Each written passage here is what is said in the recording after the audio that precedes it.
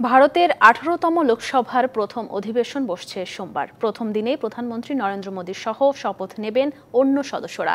এর আগে প্রোটেম স্পিকার হিসেবে রাষ্ট্রপতির কাছে শপথ নেবেন ওড়িশার কটকের 7 বারের সংসদ সদস্য ভার্তৃহরি মাহতাব।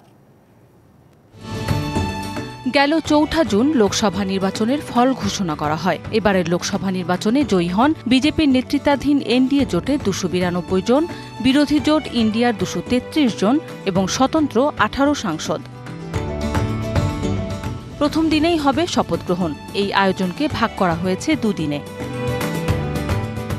লোকসভার অধিবেশন শুরুর আগে রাষ্ট্রপতি ভবনে রাষ্ট্রপতি দ্রৌপদী মুর্মুর কাছে প্রোটেম স্পিকার বা সাময়িক দায়িত্বপ্রাপ্ত স্পিকার হিসেবে শপথ নেবেন ওড়িশার কটকের 7 বারের সাংসদ ভার্তৃহরি মাহতাব। সোমবার স্থানীয় সময় সকাল 11টা থেকে শপথ গ্রহণ শুরু হবে। প্রথমে শপথ নেবেন প্রধানমন্ত্রী নরেন্দ্র মোদী। তাকে লোকসভার দলনেতা ঘোষণা করবেন প্রোটেম স্পিকার। এরপর বিভিন্ন রাজ্যের নামের আদ্যাক্ষর অনুযায়ী সাংসদদের ডাকা হবে।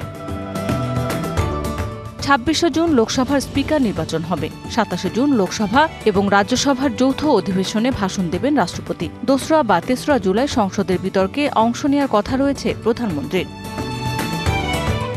অধিবেশনের প্রথম দিনেই প্রোটেম স্পিকারের নির্বাচন নিয়ে এনডিএ বনাম ইন্ডিয়া জোটের তর্ক বিতর্কের আবহ তৈরি হতে পারে, আভাস দিচ্ছেন ভারতের রাজনৈতিক বিশ্লেষকরা।